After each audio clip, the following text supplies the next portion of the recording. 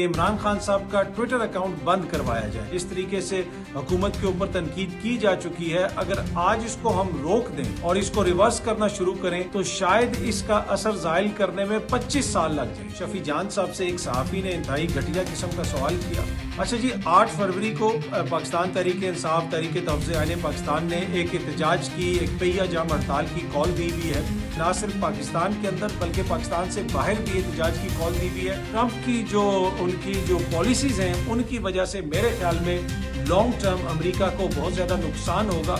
अस्सलाम वालेकुम, उम्मीद है कि आप सब लोग खैरियत से होंगे। सबसे पहली खबर, आज इमरान खान साहब के ट्विटर अकाउंट के हवाले से एक मुकदमा जो दायर किया गया था इस्लामाबाद हाई कोर्ट में, उसकी समाअत होनी है। पहले भी इस मुकदमे की समाअत हो चुकी है। बुनियादी तौर पे जो दरखास्त की गई है मुकदमे में वो ये कहा गया है कि इमरान खान साहब का ट्विटर अकाउंट बंद करवाया जाए। हुकूमती शख्सियात भी इस हवाले से बयानात देती रही हैं कि इमरान खान साहब के ट्विटर अकाउंट से ऐसी चीजें शेयर की जाती हैं जो रियासत मुखालिफ हैं, इदारों के ऊपर तनकीद की जाती है, तो लिहाजा उनका ट्विटर अकाउंट बंद होना चाहिए, या फिर वो जब तक जेल के अंदर हैं और वो जेल से बाहर नहीं आते तब तक उनका ट्विटर अकाउंट जो है वो कोई और ना चला सके। तो इस हवाले से काफी ज्यादा बहस होती रहती है। फिर एक वकील साहब ने एक दरखास्त दायर कर दी थी और ये मुकदमा इस्लामाबाद हाई कोर्ट में चल रहा है और आज इस मुकदमे की एक और समाअत होनी है। अच्छा, अब ये जो सोशल मीडिया वाला मामला है ये हुकूमत के लिए सबसे ज्यादा इंपॉर्टेंट मामला है। मैंने ये खबर पहले भी आपसे शेयर की थी कि एक इंपॉर्टेंट हुकूमती शख्सियत ने मुझे ये बताया कि इस वक्त जो सबसे बड़ा हमारे लिए चैलेंज है वो सोशल मीडिया है। सोशल मीडिया पर जिस किस्म का बयानिया बन गया है, अगर आज हम इसको रोक दें, यानी जो कुछ शेयर किया जा चुका है, जिस तरीके से हुकूमत के ऊपर तनकीद की जा चुकी है, अगर आज इसको हम रोक दें और इसको रिवर्स करना शुरू करें तो शायद इसका असर जाहिल करने में 25 साल लग जाए। जी हाँ जी, 25 साल लग जाएं बाय द टाइम हम इस सारे बयानिए को चेंज कर सकें। अगर ये इसी तरह चलता रहा तो फिर पता नहीं कितनी दिहाइयां लग जाए। तो ये जो मामला है ये हुकूमत के दिल के बड़े करीब है। हुकूमत चाहती है कि इमरान खान साहब का ट्विटर अकाउंट हो या सोशल मीडिया पे दीगर चीजें हों, उनको कंट्रोल किया जाए और बाकायदा तौर पे पाकिस्तान तहरीक इंसाफ की सीनियर क़यादत को ये पैगामात भी भिजवाए गए हैं कि आप अपने सोशल मीडिया को कंट्रोल करें। अगर आप सोशल मीडिया को कंट्रोल करेंगे तो फिर मुज़ाकरात या दीगर चीजें आगे बढ़ सकती हैं। तो ये जो मुकदमा दायर किया गया है खान साहब के ट्विटर अकाउंट के हवाले से भी, वो भी इसी सिलसिले की कड़ी है कि खान साहब के ट्विटर अकाउंट को किसी तरीके से रोका जाए। पहले जब भी उनकी मुलाकात होती थी अपनी बहनों से या वकला से, उसके बाद ट्विटर अकाउंट से एक ट्वीट की जाती थी जिसमें बहुत सारी तफसीलात शेयर की जाती थी और हुकूमती शख्सियात अक्सर उसको तनकीद का निशाना बनाती हैं जो चीज खान साहब के ट्विटर अकाउंट से शेयर की जाती थी।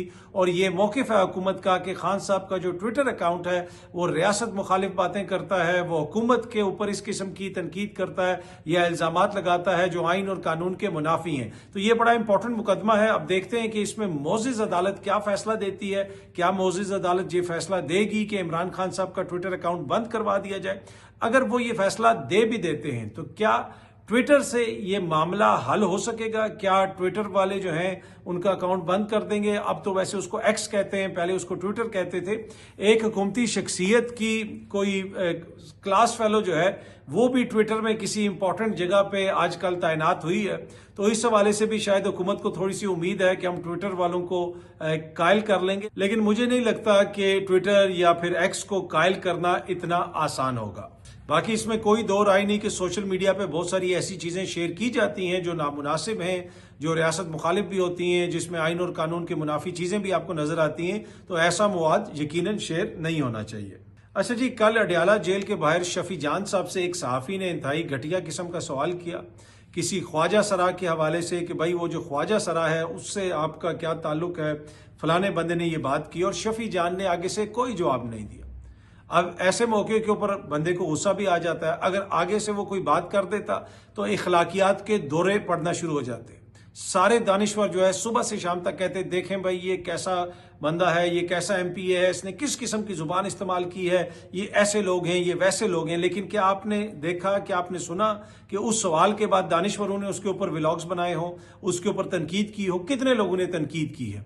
बहुत सारे लोग तो ठट्ठे लेके उसको शेयर भी कर रहे हैं। तो ये इंतहाई एक घटिया किस्म का सवाल हुआ अडयाला जेल के बाहर और उसको शफी जान ने कंप्लीटली इग्नोर कर दिया। कल जो अडयाला जेल के बाहर हुआ, एक तो खान साहब की बहनों की दोबारा मुलाकात नहीं हो सकी और उसके बाद रात को उन्होंने कहा कि हम धरना देने के बजाय रैली निकालेंगे, और फिर उस रैली के खिलाफ पुलिस कार्रवाई भी की गई और उसके ऊपर काफ़ी ज़्यादा मजम्मत भी की जा रही है तहरीक इंसाफ की जानिब से भी, और ख़ुद तहरीक तहफ़्फ़ुज़ आईन पाकिस्तान जो है उन्होंने भी इसकी मजम्मत की है। बल्कि मैं थोड़ा सा मजम्मती बयान भी आपको पढ़ के सुनाता हूँ, ये सामने आप देख सकते हैं। एक्स के ऊपर उन्होंने ट्वीट भी किया है, तहरीक तहफ़्फ़ुज़ आईन पाकिस्तान का मजम्मती बयान। तहरीक तहफ़्फ़ुज़ आईन पाकिस्तान चेयरमैन पाकिस्तान तहरीक इंसाफ इमरान खान की बहनों और ख़वातीन कारकुनों के साथ आज अडयाला जेल के बाहर होने वाले तशद्दुद, मारपीट, उन्हें ज़मीन पर गिराने और हक़ मुलाकात से महरूम किए जाने के वाक़े की सख्त अल्फाज में मजम्मत करती है। तहरीक इंसाफ वाले ये कह रहे हैं कि वहाँ पे जब ये सारी कार्रवाई शुरू हुई, जो वहाँ पे धक्कम पेल हुई, जो इंतज़ामिया की जानिब से कार्रवाई की गई, उसमें खान साहब की बहनें भी गिरी और दीगर जो ख्वातीन हैं उनके ऊपर भी एक तरह से मुबैना तौर पर तशद्दुद किया गया या उनके साथ नामुनासिब सलूक किया गया इंतज़ामिया की जानिब से। ये वो बात है जो क्लेम कर रही है पाकिस्तान तहरीक इंसाफ। अच्छा, इसी हवाले से वो इसकी मजम्मत कर रहे हैं तहरीक तहफ़्फ़ुज़ आईन पाकिस्तान वाले, और उन्होंने लिखा है जी, इंतज़ामिया की जानिब से ऐसा भयानक सलूक उनकी मावराए आइन सोच का इजहार करता है और ये इमरान खान की हक़ मुलाकात की खुली खिलाफ वर्जी है, बल्कि इंसानी वकार और जमहूरी इक़दार पर हमला है। उन्होंने ये भी लिखा कि ये आइन शिकनी सिर्फ अडयाला जेल तक महदूद नहीं। तो इसके ऊपर जनाब तहरीक तहफ़्फ़ुज़ आईन पाकिस्तान वालों ने भी मजम्मत की। अगली जो खबर मैंने आपसे शेयर करनी है, ये भी बड़ी इंपॉर्टेंट खबर है। आपको पता है कि कराची में एक प्लाजे में आग लगी और उसके हवाले से काफ़ी ज़्यादा एक दूसरे पे इल्ज़ामात भी लग रहे हैं। MQM वाले पीपल्स पार्टी पे लगा रहे हैं, पीपल्स पार्टी वाले MQM को तनकीद का निशाना बना रहे हैं। दूसरी जानिब सोहेल आफरीदी ने बाकायदा तौर पर एक ख़त लिख के इज़हार अफसोस किया है मुराद अली शाह साहब से, और उन्होंने कहा है कि इस मुश्किल घड़ी में हम लोग सिंध की हुकूमत के साथ हैं, सिंध की आवाम के साथ हैं, और उन्होंने जो वहाँ पे अमवात हुई हैं, जो लोग जाँ बाक हुए हैं, उसके ऊपर ताज़ियत भी की है। अच्छा जी, 8 फरवरी को पाकिस्तान तहरीक इंसाफ तहरीक तहफ़्फ़ुज़ आईन पाकिस्तान ने एक एहतजाज की, एक पहिया जाम हड़ताल की कॉल दी हुई है। अब ये कोई बड़ा एहतजाज डी चौक की तरफ आएगा, इस्लामाबाद की तरफ आएगा, ऐसा कोई प्लान नहीं है। मुख्तलिफ शहरों में मुख्तलिफ जगहों पे एहतजाज वगैरह किया जाएगा और कोशिश ये की जाएगी कि पहिया जाम हड़ताल की जाए, दुकानों को बंद रखा जाए, ट्रांसपोर्ट ना चले। और इस हवाले से जो पाकिस्तान तहरीक इंसाफ है, उन्होंने ना सिर्फ पाकिस्तान के अंदर बल्कि पाकिस्तान से बाहर भी एहतजाज की कॉल दी हुई है। यूरोप में भी एहतजाज होगा, ब्रसल्स में एहतजाज होगा 8 फरवरी को, लंदन में 10 डाउनिंग स्ट्रीट यानी जो वजीर आजम हैं बरतानिया के, उनकी रिहाइश गाह के बाहर भी ये एहतजाज होगा। और उसके अलावा दुनिया के मुख्तलिफ जो ममालिक हैं उस हवाले से भी इतलात हैं कि शायद 8 फरवरी को तहरीक तहफ़्फ़ुज़ आईन पाकिस्तान के तहत और पाकिस्तान तहरीक इंसाफ के बैनर तले मुख्तलिफ जो ममालिक हैं उनके अंदर भी एहतजाज हो सकता है। अच्छा जी, हमारे मुल्क की ताकतवर अशराफिया वर्ल्ड इकनॉमिक फोरम में शिरकत के लिए डेवोस गई हुई है। स्विट्ज़रलैंड वो लोग गए हुए हैं और वहाँ पे जाके वो कह रहे हैं कि बहुत सारी जो चीज़ें हैं उनको हमने डिस्कस करना है, तजारत के हवाले से, इन्वेस्टमेंट के हवाले से और मुख्तलिफ चीज़ों के हवाले से कि कैसे पाकिस्तान के अंदर इन्वेस्टमेंट लाई जाए, कैसे लोगों के साथ पार्टनरशिप की जाए। तो यकीनन ये वो सारी चीज़ें तो वहाँ पे देखेंगे, लेकिन उसके साथ साथ मैं उम्मीद करता हूँ कि वो ये चीज़ भी देखेंगे कि कैसे वहाँ पे ताकतवरों से आम लोग क्वेश्चन कर रहे हैं। जो इंडिपेंडेंट मीडिया है यानी सोशल मीडिया है, जो इंडिपेंडेंट जर्नलिस्ट हैं जिनका ताल्लुक किसी बड़ी न्यूज़ ऑर्गेनाइजेशन से नहीं है, वो भी वहाँ पे मौजूद हैं। वो हर दूसरे ताकतवर बंदे से क्वेश्चन कर रहे हैं, उनसे बड़े सख्त किस्म के क्वेश्चंस कर रहे हैं, उनसे पूछ रहे हैं कि जी जब ये मामला हुआ था तो आपका ये रिस्पॉन्स था, आपने हुकूमत में ये किया। ये सामने आप तस्वीर देख सकते हैं, उसमें जस्टिन ट्रूडो से सवालात हो रहे थे, मैं देख रहा था बिल गेट्स से सवालात हो रहे थे, इससे पहले जो वर्ल्ड बैंक की सरबराह थी उनसे सवालात हो रहे थे, दीगर जो भी लीडरान वहाँ पे गुजरते हैं उनसे ये जो इंडिपेंडेंट मीडिया के लोग हैं ये क्वेश्चंस वगैरह करते हैं और बड़े सख्त क्वेश्चंस भी सम टाइम करते हैं, लेकिन कोई उनको रोकता नहीं है। मुकम्मल उनको आज़ादी है क्योंकि ताकतवरों का ये राइट है कि वो ताकतवर फैसले करें, क्योंकि उनको अवाम ने मैंडेट दिया हुआ है, क्योंकि वो हुकूमत में बैठे हुए हैं, तो इस वजह से ये उनका राइट समझा जाता है दुनिया भर में। लेकिन एट द सेम टाइम जो मीडिया है, जो आम लोग हैं, उनका ये राइट है कि वो ताकतवरों से क्वेश्चन करें कि भाई ये जो आपने फैसले किए हैं, उन फैसलों के नतीजे में हमारी जिंदगी कैसे मुतासिर हुई है, दुनिया कैसे मुतासिर हुई है, आपका इसमें ये किरदार अच्छा था या आपका इसमें ये किरदार बुरा था। तो वो वहां पे वो कर रहे हैं, यानी आम लोग ताकतवरों से क्वेश्चन कर रहे हैं, ताकतवर वहां पे आपस में भी मिल रहे हैं, दीगर बातें भी हो रही हैं। लेकिन आपको एक परफेक्ट वो एग्जाम्पल नजर आती है कि मुख्तलिफ वहां पे नजरियात के लोग भी हैं, ख्यालात के लोग भी हैं, ताकतवर लोग भी हैं, आम लोग भी हैं, लेकिन एट द सेम टाइम आम लोग और ताकतवर जो लोग हैं उनकी इंटरेक्शन भी होती है और आम लोगों को ये मौका भी मिलता है कि वो ताकतवरों से कोई क्वेश्चंस भी कर सकें। अच्छा जी, अगली जो खबर है वो बड़ी इंटरेस्टिंग है। ये सामने आप देख सकते हैं, इसको इंटरनेशनल मीडिया भी रिपोर्ट कर रहा है। Pakistan defence minister Khawaja Asif inaugurates fake Pizza Hut in Sialkot. जी हाँ जी, सियालकोट में ख्वाजा आसिफ साहब ने मुबैना तौर पे किसी पिज्जा हट का इफ्तिताह किया है, लेकिन वो जो पिज्जा हट है वो असली पिज्जा हट नहीं है, लेकिन वो सिर्फ उनका नाम इस्तेमाल कर रहे हैं, जिसके ऊपर पिज्जा हट की जानिब से एक बाकायदा स्टेटमेंट भी जारी की गई है कि सियालकोट में हमारी कोई लाइसेंस्ड आउटलेट नहीं है, वहां पे हमारा नाम जो है वो वैसे ही यूज किया जा रहा है। और 2-3 इंटरनेशनल मीडिया आउटलेट्स के अंदर ये खबर आई है, मैं देख रहा था, ये सामने आप देख सकते हैं, कोई एक और वेबसाइट है उन्होंने भी इसको रिपोर्ट किया है, इंडिया टुडे भी इसको रिपोर्ट कर रहा है, और सीनियर सहाफी अदील राजा साहब हैं, उन्होंने भी सोशल मीडिया के ऊपर इस खबर को शेयर किया हुआ है कि defence minister Khawaja Asif just inaugurated a fake Pizza Hut outlet in Sialkot. और उसमें तस्वीर में आप देख सकते हैं वो फीता काट रहे हैं, पीछे पिज्जा हट है और साथ जो मीडिया की जानिब से तस्वीर वगैरह शेयर की गई हैं उसमें वो स्क्रीन शॉट भी शेयर किया गया है जो पिज्जा हट का बयान है, जिसमें उन्होंने कहा है कि भाई ये ब्रांच हमारी नहीं है, ये फेक पिज्जा हट है। तो पाकिस्तान के वजीर दिफा ने एक जाली पिज्जा हट का मुबैना तौर पर इफ्तिताह किया है। ये सीनियर सहाफी अदील राजा साहब ने भी खबर शेयर की हुई है, और उसके साथ जिस तरह मैंने आपको बताया कि ये सामने आप देख सकते हैं, आलमी मीडिया भी इसको शेयर कर रहा है, ये खबर रिपोर्ट कर रहा है, इंडिया टुडे इसको रिपोर्ट कर रहा था, उसके अलावा एक दो और मीडिया आउटलेट्स हैं वो भी मैंने देखी, वो भी इसको रिपोर्ट कर रही थी। तो अगर ये खबर दुरुस्त नहीं है तो फिर इसका रिबटल आना चाहिए, ख्वाजा आसिफ साहब को बताना चाहिए कि ऐसी कोई बात नहीं है, ये झूठी खबर है। अगर ये झूठी खबर नहीं है और वो फेक पिज्जा हट है और उन्होंने ख्वाजा साहब को नहीं बताया, तो ख्वाजा साहब को उनसे पूछना चाहिए कि भाई आप लोगों ने ऐसी हरकत क्यों की। आप देखते हैं जनाब कि ये खबर आगे किस तरह डेवलप होती है।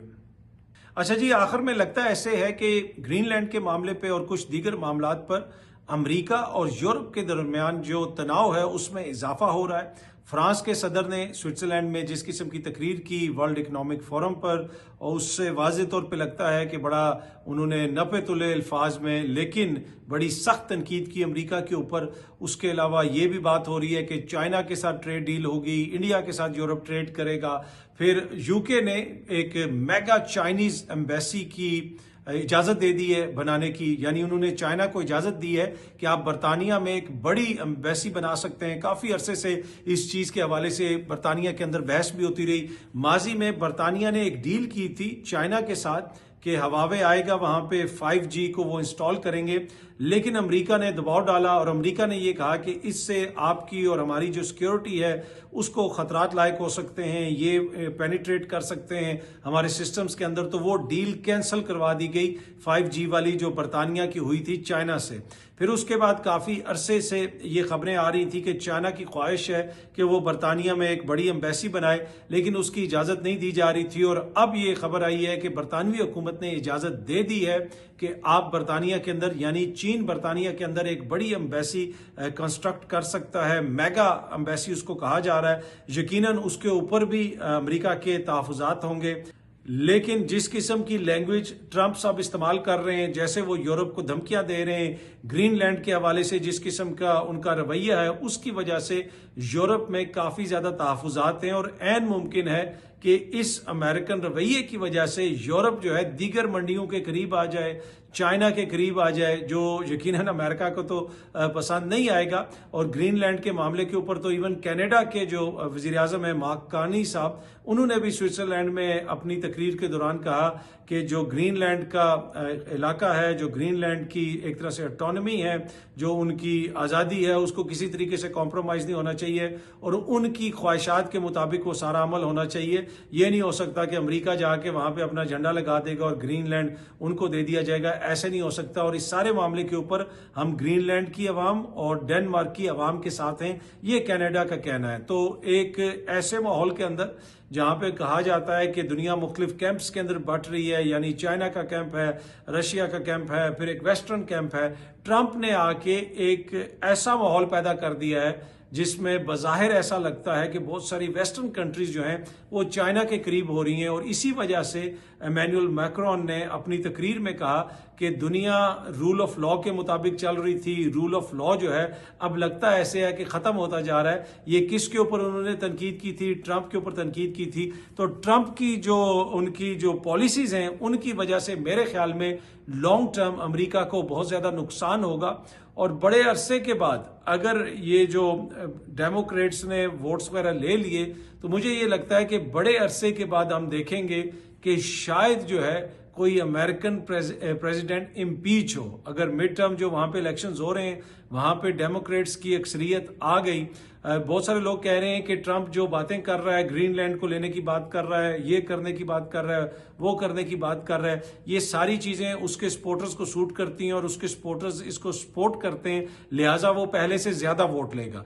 मेरा इसमें तजिया ये है कि ये जो मिड टर्म्स के इलेक्शंस हो रहे हैं अमेरिका में, उसमें ट्रंप का वोट टूटेगा। उसकी बुनियादी वजह मैंने आपको पहले भी बताई थी कि मगरबी जो अक़वाम हैं वो ये समझते हैं कि हम देने वाले हैं, हमारी जो है हुकूमतें जो मर्जी करते रहें, लेकिन उनके जहन में ये तासुर होता है कि हम अच्छे लोग हैं और बैड लोगों के साथ हमारा जो है मुकाबला है। लेकिन ट्रंप जिस किस्म की हरकतें कर रहा है, जैसे पैसे मांग रहा है दुनिया भर से कि जी ये मैंने पीस बोर्ड बना दिया है, इसका हिस्सा बनो और $1 अरब दो, और जो दीगर इलाकों में वो कार्रवाइयाँ वगैरह कर रहा है और जिस किस्म की बातें कर रहा है, मुझे नहीं लगता कि अमेरिका की आवाम की अक्सरियत इसको पसंद करेगी। हाँ, जो उनके अपने मुल्क में वो जो आइस वगैरह कार्रवाइयाँ कर रही है, इमिग्रेंट्स को पकड़ रही है, उससे तो उसकी वोटर बेस खुश हो सकती है। और इसी वजह से तमाम तर प्रोटेस्ट के बावजूद, तमाम तर मसाइल के बावजूद ट्रंप ने उसको जारी रखा हुआ है, और वो इसी वजह से जारी रखा हुआ है कि ये जो मिड टर्म के इलेक्शंस होने हैं उससे पहले ये सारी